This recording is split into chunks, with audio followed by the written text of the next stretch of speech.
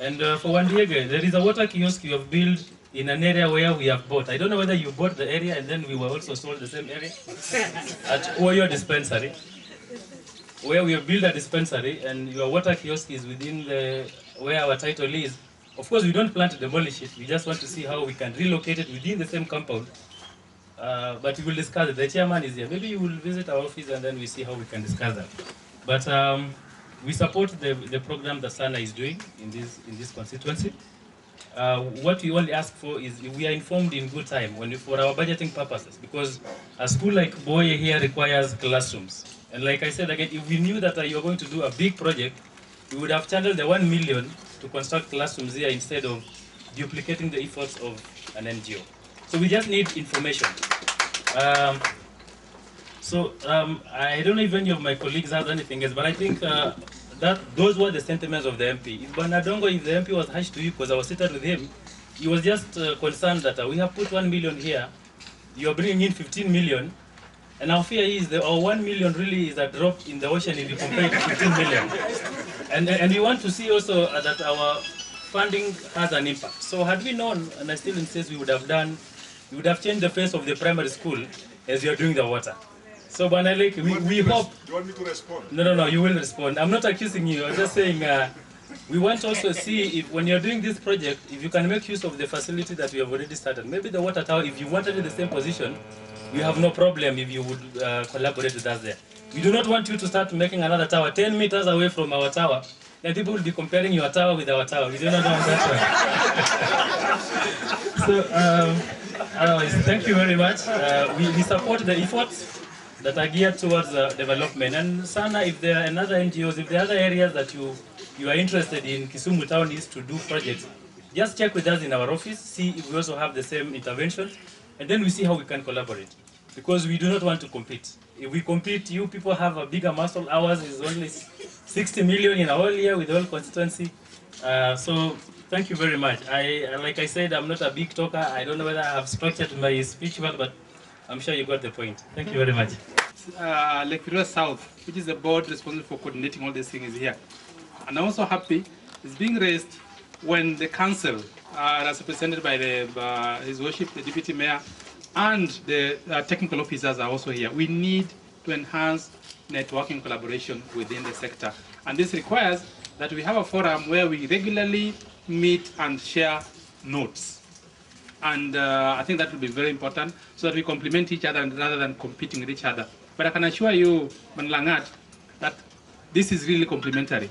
A water supply like this, if you are serving like 10,000 people, we intend to serve 6,000 people.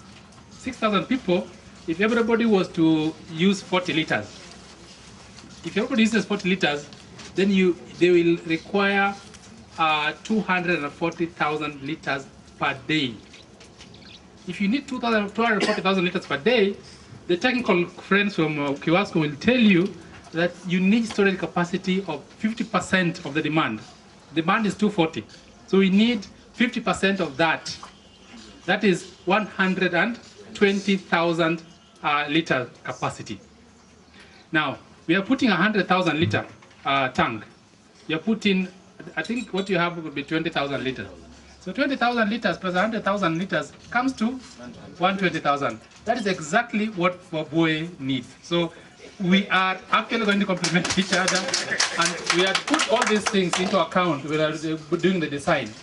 And we also need to appreciate that this community of Buoye, they wanted water. So they went everywhere. They went to Sana, they went to CDF, they went to so many people begging for support. And you see, they could not, when they got the support, they got 200,000 from the CDF in the first place. Now the 200,000, what is needed for this place? Almost 20 million shillings to meet the demand. So as you only have 15 million shillings.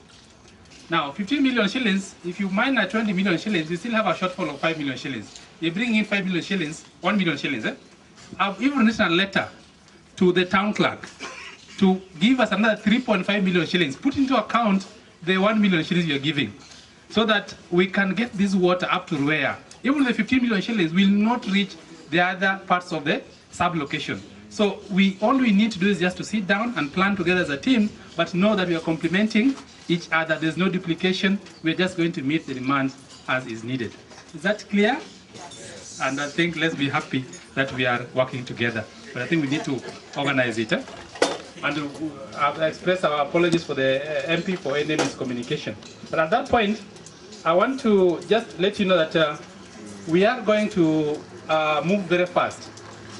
The highlight of this function was to sign a memorandum of understanding between Buoye and Sana community. So what we'll do, I'll request the guest speakers to speak briefly. That is the public health officer. Then we'll welcome the council, and then the mayor will talk. Then after that, our guest, the main donor from Vitens, has just arrived. They'll also have a word. Then we will sign the agreement together as a team. Then we'll actually conclude the process. At that stage, I want to... area called Buoye, and my work is a bit lightened by this particular act. I want to appreciate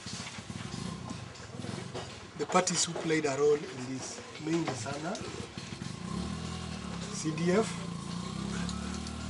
and the committee, and the members of this community. This is a very good achievement by NFU, and thank you for that. What I want to say is, actually, Nyanza, on my first appointment in the civil service, I was posted to Nyanza and taken to Siaya in a place called Ukwala. By then, cholera was the order of the day. In fact, as I arrived in Ukwala, I found one of the worst outbreaks. Actually, we were handling feces as if we were handling water, because the whole place was flooded with cholera cases.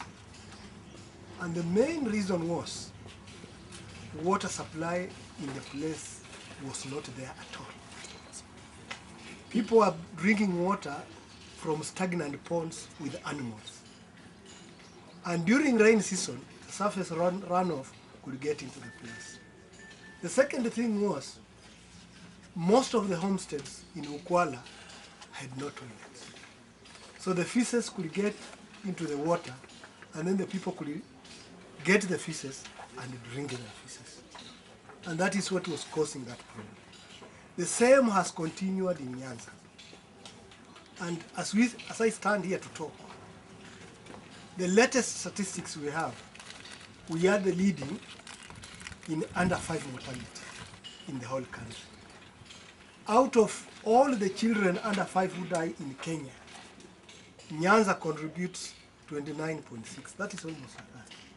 Western, your neighbors here, are following very closely. I know culturally we are related. When we go to play football,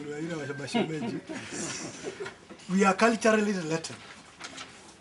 So Western is following closely with 18%. And also our neighbor on the other side follow with 17%. So if you add this region, the Rift Valley, Western and Nyanza, we are contributing over 50% of all the deaths in the country of children under 5. And the main reason, one, the leading one, is poor sanitation. And poor sanitation together leads to unsafe water. Because when you don't have sanitation facility, you end up contaminating your water. And when you contaminate your water, you infect yourself. And when you infect yourself, you get diarrhea. And diarrhea accounts for the largest number of these children who die. It is very important that we are getting water. When we were trying to assess as a ministry what can be done, we came up with a few high impact interventions, because malaria also accounted for that. So we talked of safe drinking water and hand washing with soap. You know, having water, now you have water. That was number one. Then using the nets, then we talked of breastfeeding. If you don't breastfeed your child is also likely to die. And also the children who are not breastfed are also vulnerable to infection because when handling the equipments used for the other methods of feeding, they are not properly cleaned because of poor water. So they end up with diarrhea. But a breast milk is clean and safe. That's why breastfeeding came in. And then the other one was immunization. Our immunization coverage, I'm sure is good. So I just wanted to to tell you that, and then come back now to water. We are now having water. We are told our body contains 70% of the water. Today, if you don't drink water, tomorrow you don't drink water, you'll just dry up. And when you dry up, you become unhealthy. Like our lady here, our lady there, you'll see your skin dry. And you'll see you become like an old person because our body is water. But which type of water do we get? If we get that water, it leads to another condition which I've mentioned, diarrhea. And if you are diarrheaing, you end up losing water, so you end up with the same situation. So what we are saying is, if we have to get water, let's get safe water. And I'm happy through the efforts of the community and in support of our donor and Sana International, we have been able to get a borehole. I was thinking it's a shallow well, but I was told it's a borehole. And borehole water is always safe. And when you have safe water, the next thing you want to talk about is handling. That is where you fail. The research which was done, we tested water from a source, and that source was safe. But when we followed the same water into the household and sampled from the pots, so mama tunatumia ile, naita namna gani kwa Kijaluo? Hiyo pot ya maji. Abulu. Gapi. When we sampled from that pot, nearly over 50% of the water we got from the household was already contaminated. The reason is, when we are handling water from the source, you will come for water here, get very safe water. When you are carrying that water to your household, you are contaminating it. And the easiest way to contaminate your water, you go to the toilet, you don't wash your hands.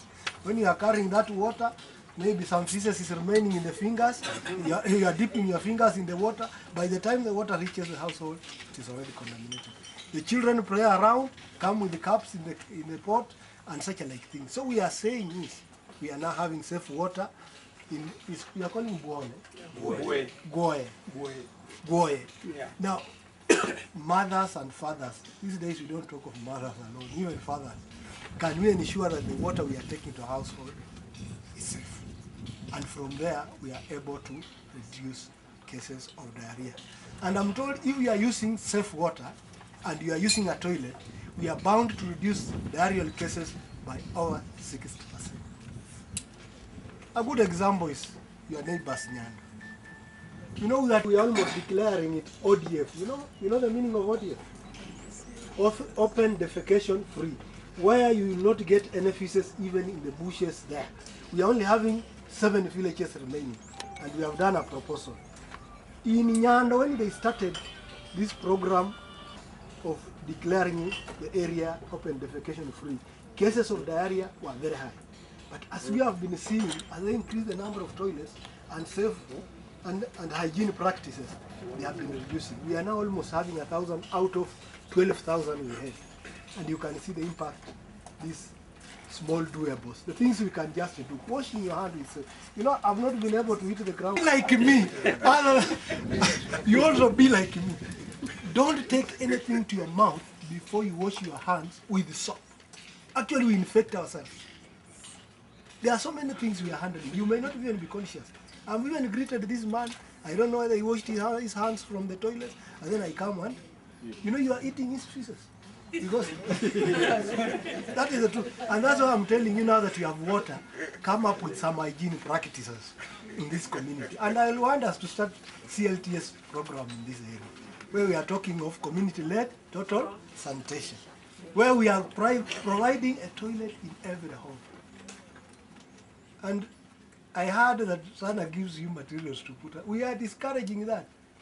When I was in Bungoma, when I was still in Western, and we are launching a program, and Beth Mungo came all the way from Nairobi. And the community said, we want donors to assist us to put up toilets. You know what Mungo told them? It is so demeaning to ask somebody to come and put up a toilet for you. And that is what we are encouraging in CLTS. We will want, if my neighbor is not able to put up a toilet, we pull up resources and assist that neighbor to put up a toilet. Let the community own effort come up with toilets in that area. Let the community be convinced that they need toilets. Because if I have a toilet and you don't have a toilet, in essence is your feces will get into my water and I'll drink your feces. So we are the same. That is the essence. So what I'm saying, we now have water, let's take care of the water and let's improve on our personal hygiene practices. And let's also not now work on sanitation, and then we shall forget about diabetes. With those remarks, I think I've talked a lot. Thank you. Demand for latrines and also to have proper hygienic behavior. And we thank you, Bwana Public Health Officer, for that. At this juncture, I want to recognize the presence of one of our most important guests of today, Bwana Adrian Mills. Adrian is from Vitens, who are the donors of this particular project. And I don't know, at some stage I'll welcome him to say a word, but please feel welcome. With us here is a community from Buoye and the local stakeholders. The chief guest is Madam Betty, who is representing the CEO Lake Victoria South, who is not able to be with us. Then we have the deputy mayor, who is also representing the mayor. The mayor is outside of the country. And we have the chairman of the water committee within the Municipal Council of Kisumu. And so we have the full team here. The Municipal Council departmental heads are also here. They have said hello and greeted us. Then we have a team from Kiwasco also here. Now, at that juncture, we are really concerned